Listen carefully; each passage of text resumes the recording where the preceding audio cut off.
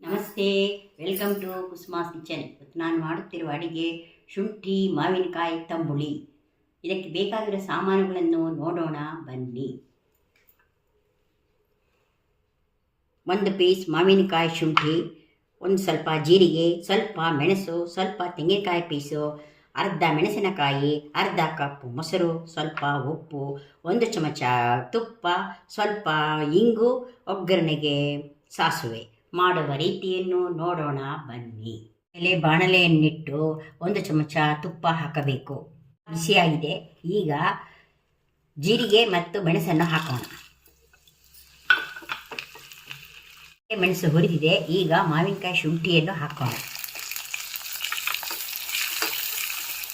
ಅರ್ಧ ಪೀಸ್ ಮೆಣಸಿನಕಾಯಿಯನ್ನು ಹಾಕೋಣ.